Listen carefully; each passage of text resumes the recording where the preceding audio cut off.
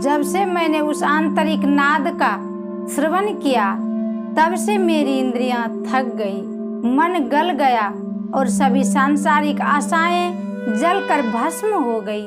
ये शब्द किसी आम व्यक्ति के नहीं हैं, ये उस साधक की पुकार है जिसने अंत की यात्रा शुरू कर दी है।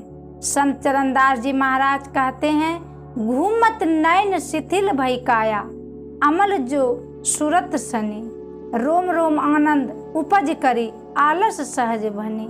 जब दृष्टि भीतर की ओर घूम जाती है, जब चेतना नाद में लीन हो जाती है, तब शरीर भी शिथिल हो जाता है और रोम रोम में परम आनंद की झनकार होने लगती है। ऐसा नहीं कि केवल संत ही इस मार्ग पर चले, भगवान बुद्ध ने भी इसी नाद की अनुभूति के बाद कहा था, हे गृह के निर्माण करने वाले, मैंने तुझे देख लिया, अब तू गृह नहीं बना सकता। गृह का शिखर गिर गया, सब कड़ियां टूट गई, चित्त संस्कार रहित हो गया, तृष्णाओं का क्षय हो गया। जिन्होंने नाद का अनुसंधान किया उन्होंने परमात्मा को पाया, जिन्होंने उस दिव्य ध्वनि का स्वाद चखा वे फिर न जड़ में रहे न चेतन में अटके। जहाँ साक्षात प्रभु के दर्शन हो वहाँ दुख और दुविधा टिक ही नहीं सकती। हमारी आँखों जो बाहर घूमती थी, हमारी वृत्तियाँ जो विषयों में भटकती थी, वे सब अंतर्मुख हो गई। अब पिंड से ब्रह्मांड की यात्रा शुरू हो गई। यही हुआ था जब भगवान महावीर ध्यान में बैठे। ध्यान इतना गहन हो गया कि उसके शरीर पर जो वस्त्र था वो गल गया और वे दिगंबर हो गए। आज उनके उसी क्षण से जैन धर्म में श्वेतांबर और दिगंबर की धाराएं बनी। पर असली निग्रंथ कौन? जिसने केवल वस्त्र त्यागे, या वो जिसने अपने अंदर की जड़ चेतन की गांठ खोल दी। वास्तव में निग्रंथ वही है जिसके हृदय में कोई ग्रंथि नहीं बची, ना मोह की, ना अहंकार की, ना किसी द्वैत की। ऐसा साधक जब नाद में लीन होता है तो उसके रोम रोम से आनंद की गंगा बहने लगती है।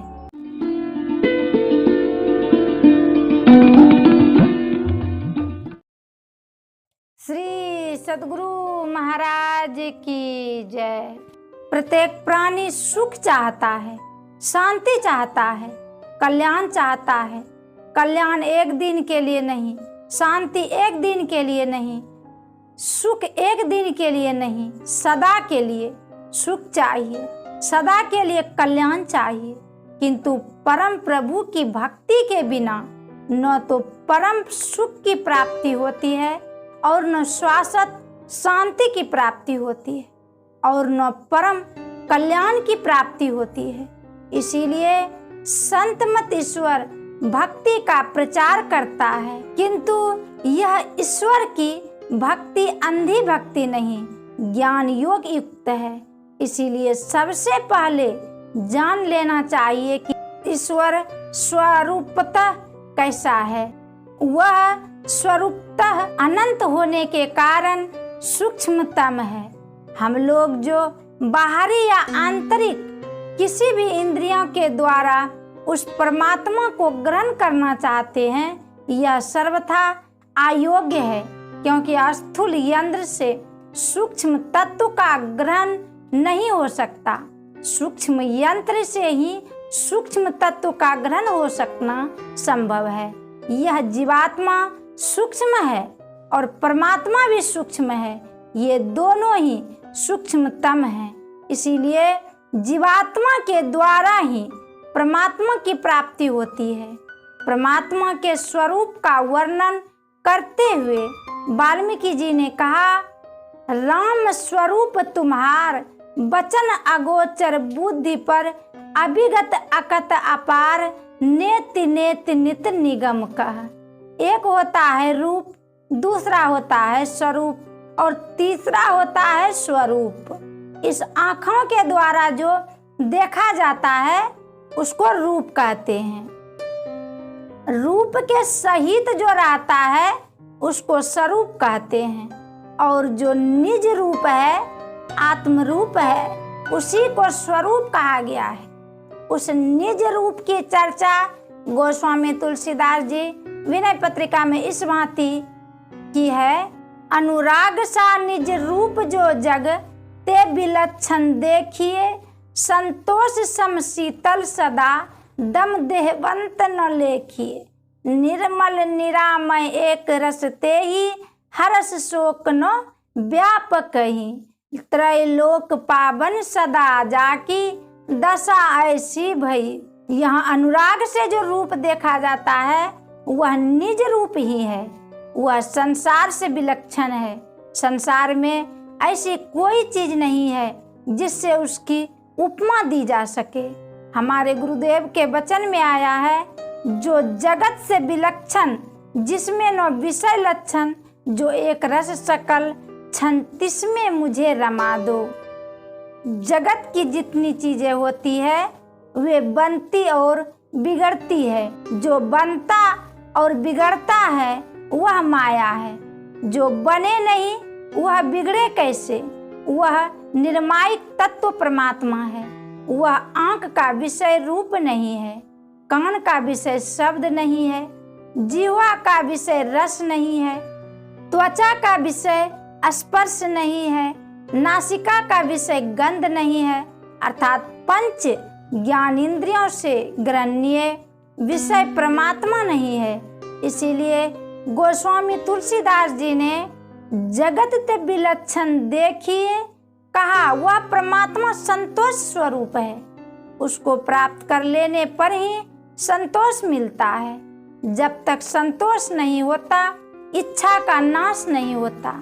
गोस्वामी तुलसीदास जी ने लिखा है, बिनु संतोष न काम न साई, काम अटत सुख सपने हुनाई।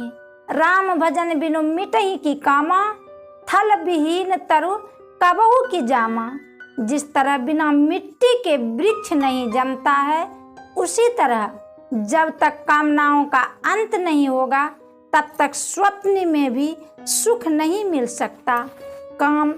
जब कामनाओं का अंत होता है तभी शाश्वत सुख की प्राप्ति होती है, चिर शांति मिलती है, परम कल्याण होता है और परम प्रभु परमात्मा की प्राप्ति होती है। जब तक कोई मनोनिरोध नहीं करे, इंद्रियां निग्रह नहीं करे, तब तक वह उस प्रभु को नहीं प्राप्त कर सकता है। इसी मनोनिग्रह और इंद्रियां निग्रह के लिए दृष्टि योग और नादानुसंधान की क्रियाएं हैं। इस विषय को गोस्वामी तुलसीदास जी ने इस भांति समझाने की चेष्टा की है। लोचन चातक जिन्न करी राख है, रही दरस जलचर अभिभाख है।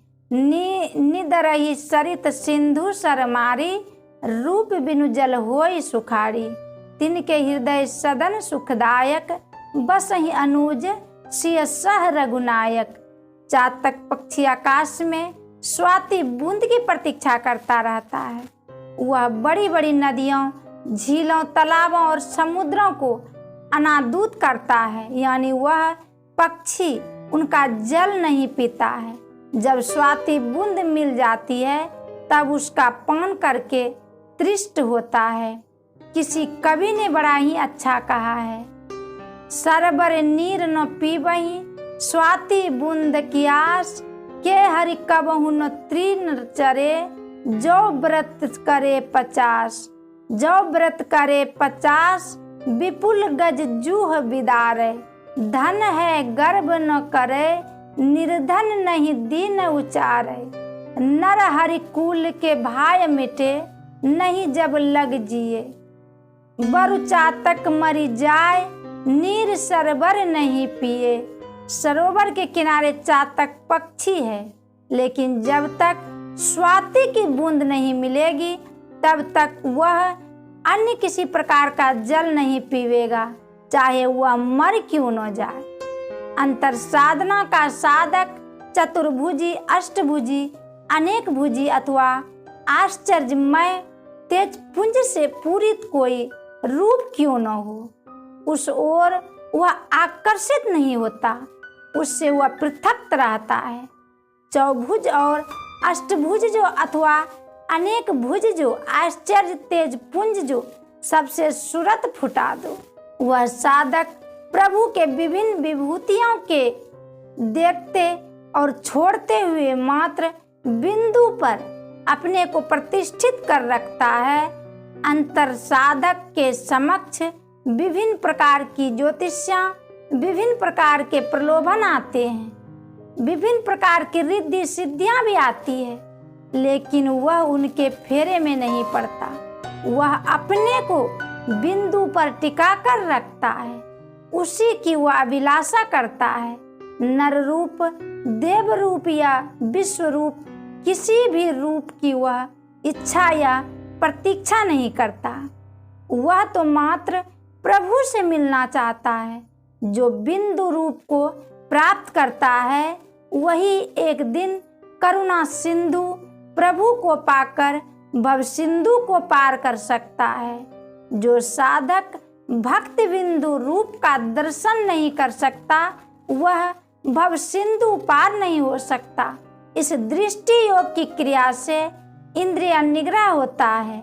मनोनिरोध के लिए नादानुसंधान की क्रिया की जाती है। इस विषय में गोस्वामी जी का कथन, जाके श्रवण समुद्र समाना, कथा तुम्हारे सुमग करी नाना। भर ही निरंतर होई न पूरे, तिनके ही तुम कह गृह सरे। बहती हुई नदियां समुद्र में जाकर मिल जाती है, चाहे कितनी भी नदियां समुद्र में क्यों न मिले। समुद्र भरपूर नहीं होता, उसी तरह साधक अपने अंदर के विविध नादों का श्रवण करता है, ग्रहण करता है, किंतु कितने भी नाद क्यों न हो उनसे वह तुष्ट नहीं होता। वह तुष्ट तब होता है जब उसको सार शब्द की प्राप्ति होती है। वह सदा उस अंतर्नाद में रत रहता है, उसमें वह लीन रहता है, आघाता नहीं।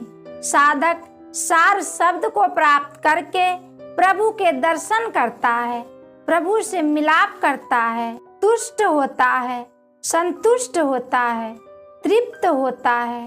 जागतिक जितनी भी चीजें हैं वे सभी हमसे छूट जाती हैं अथवा हम उन चीजों को छोड़कर चले जाते हैं।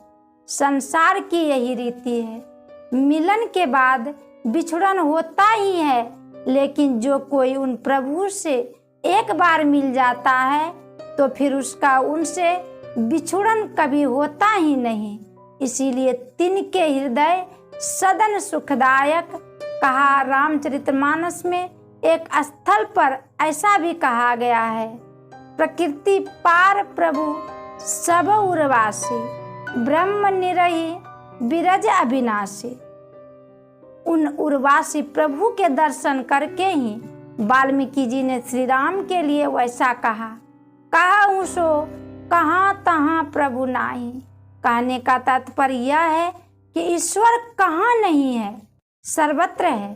सर्वत्र होने पर भी उनके दर्शन जब कभी होंगे तो अपने ही अंदर होंगे। जब अपने अंदर दर्शन होंगे तभी बाहर में भी दर्शन होंगे। संत चरणदास जी महाराज ने नादानुसंधान की महिमा गाते हुए कहा है, जब से अनहद घोर सुनी, इंद्र थकित गलित मन हुआ। आशा सकल भुनी, घूमत नयन शिथिल भई काया। अमल जो सूरत सनी, रोम रोम आनंद उपच करी। आलस सहज भनी, मत बारे जो शब्द समाये। अंतर भींज कनी, करम भरम के बंधन छूटे। दुविधा विपत्ति हनी, आपा विसारी जगत तू विसरो। कित रही पांच जनी, लोक भोग सुधी रही न कोई। भूले ज्ञानी गुनी, हो तहे लीन चरण ही दासा। कहे सुखदेव मुनि, ऐसा ध्यान भाग सुपैये। चढ़ी रहे शिखर अनी।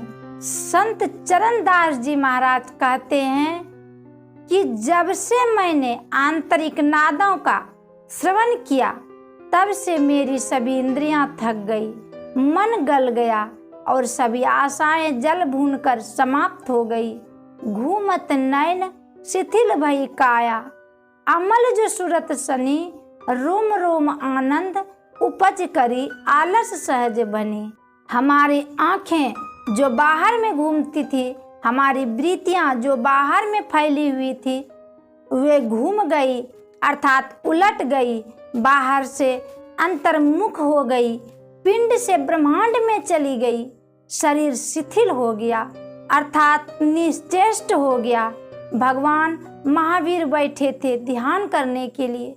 ध्यान करने में वे इतने लीन हो गए कि जिस वस्त्र को पहनकर वे ध्यान करने के लिए बैठे थे वह गल गया, वे दिगंबर हो गए, बाहर की कुछ भी सुधि नहीं रही।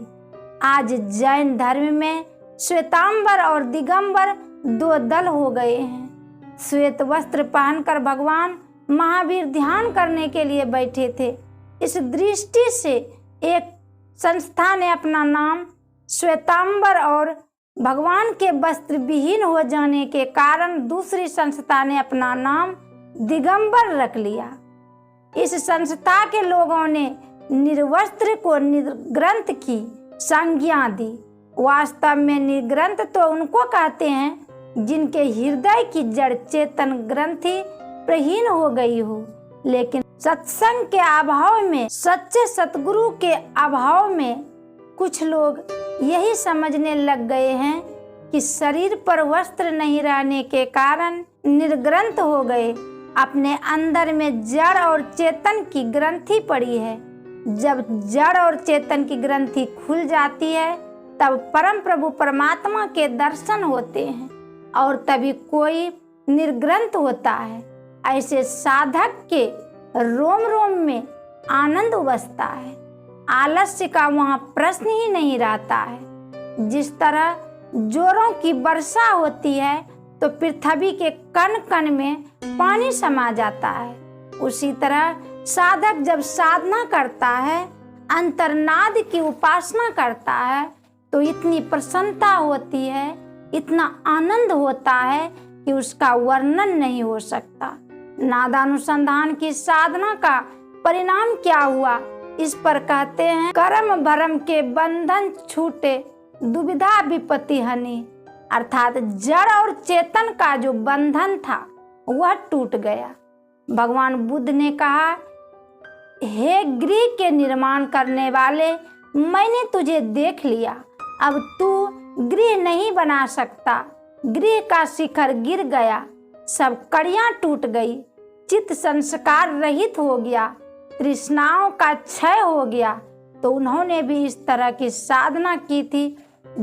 जिस किसी ने इस नादानुसंधान की साधना की उसने परम प्रभु परमात्मा को पाया।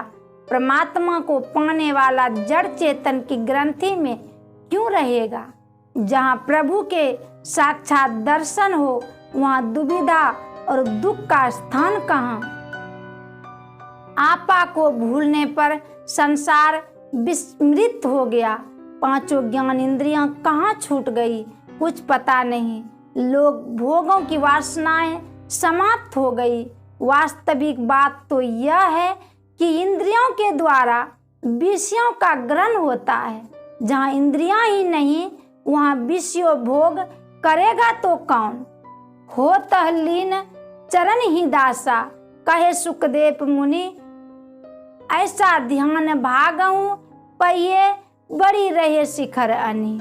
श्री सुखदेव मुनि संत चरणदास जी महाराज से कहते हैं, नादानुसंधान सूरत शब्द योग का साधक शब्द के शिखर पर चढ़ जाता है, अर्थात ओम स्फोट प्रणव ध्वनि को पा लेता है। किंतु ऐसा ध्यान भाग्यवान को ही मिलता है।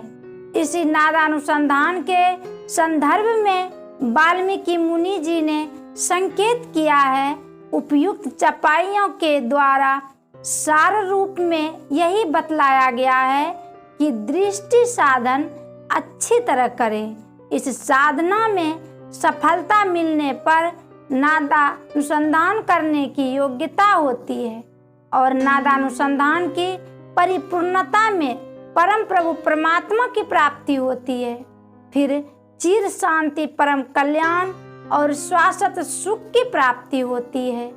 श्री सतगुरु महाराज की जय।